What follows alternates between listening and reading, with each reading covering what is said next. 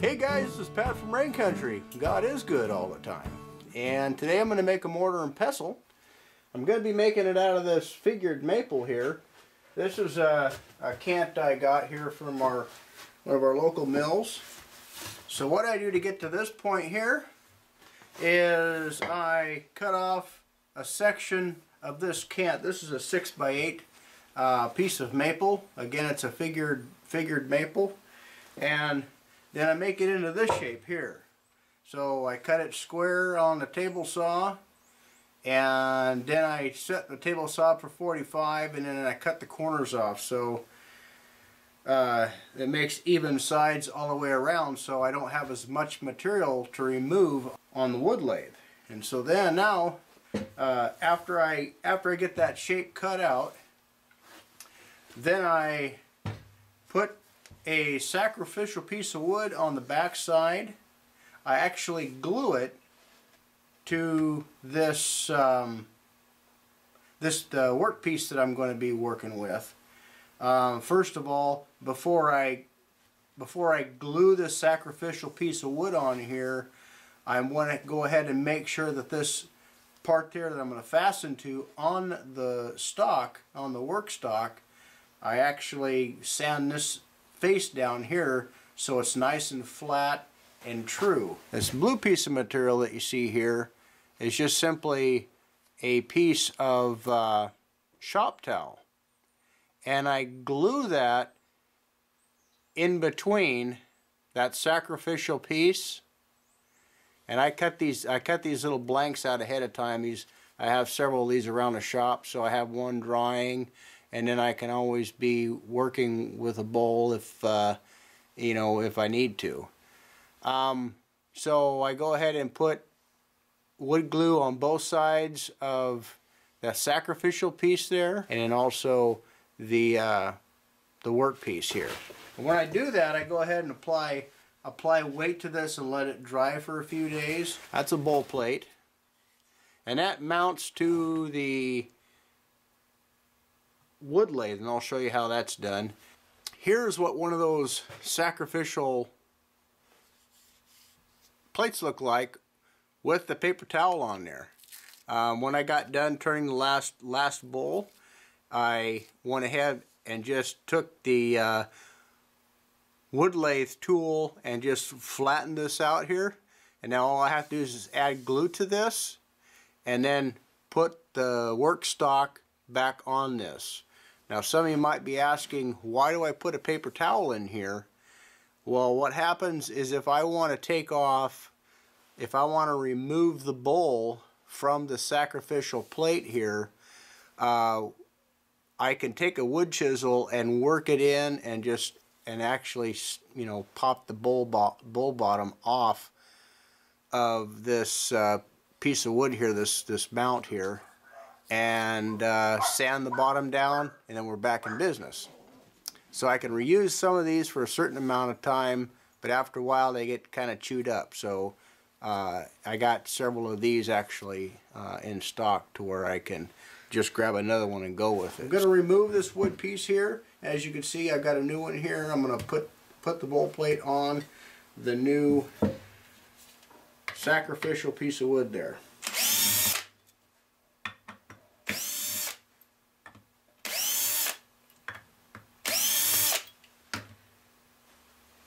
So I have the holes already preset. I'm already have them drawn on here.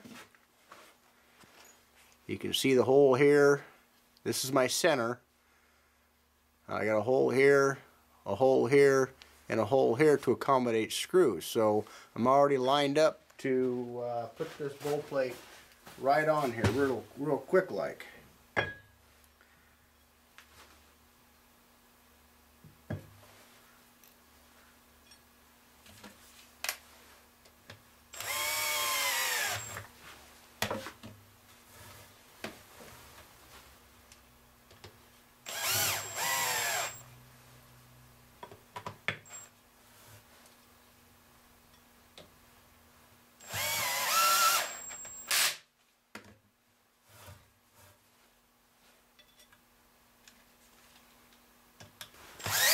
Okay, there you have it. Now we'll go over to the wood lathe and I'll go ahead and get this mounted up on the headstock.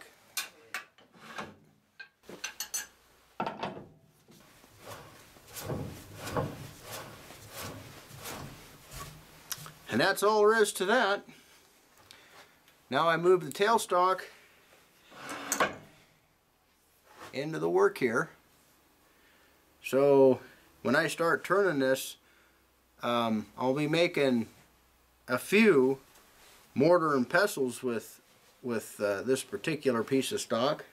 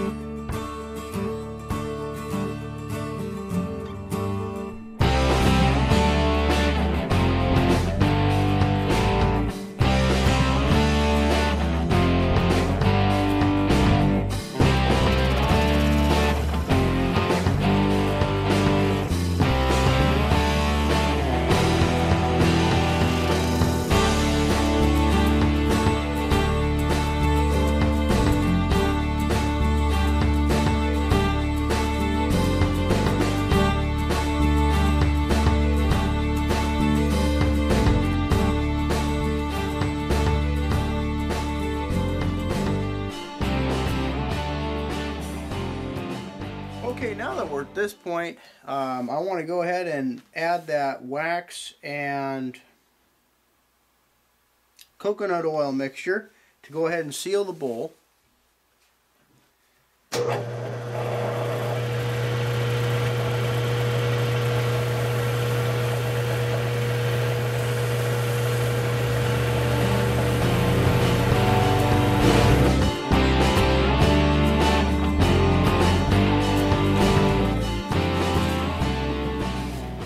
Now we'll take the separating tool and go ahead and remove the bowl from this section of the work stock here.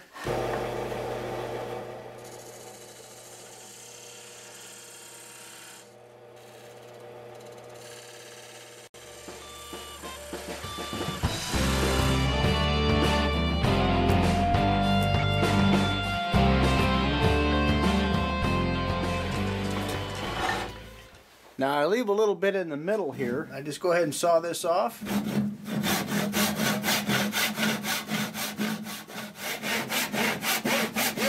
Then I just go ahead and finish sanding this off flat.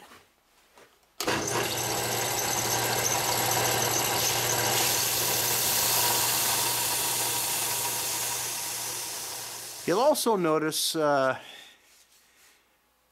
what I do is when I cut this off with a separating tool, I actually go in at an angle, a little bit of an angle, so the high point is always on the edge of the bowl, and so when it sits down on top of the countertop or whatever, wherever you're setting this, then it doesn't rock back and forth.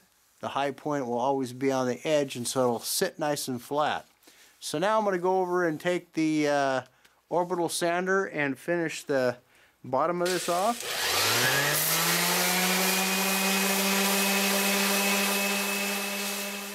Okay, so you'll notice that that's a concave shape to it. It's kind of got a little bit of a, it's kind of dipped down a little, it's dipped down a little bit here to where it'll sit flat on any surface.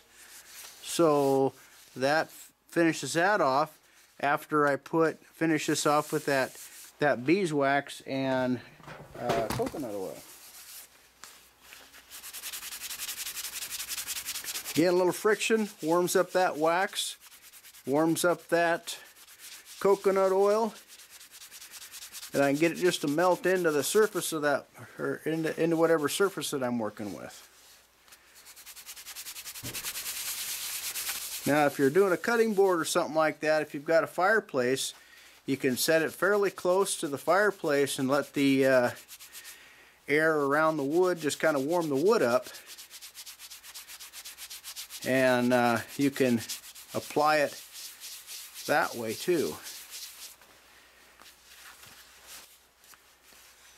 And a little more on the inside. Another little coat. And there you have it.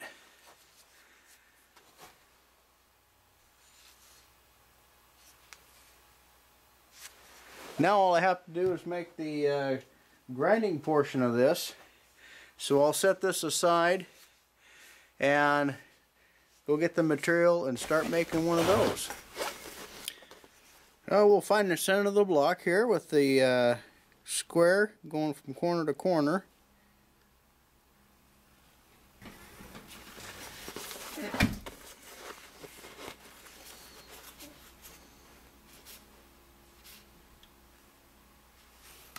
With the square on the end of here, I know where my center is, and so I'll just go ahead and put the point of the headstock and the tailstock center to center on this on the piece of wood here.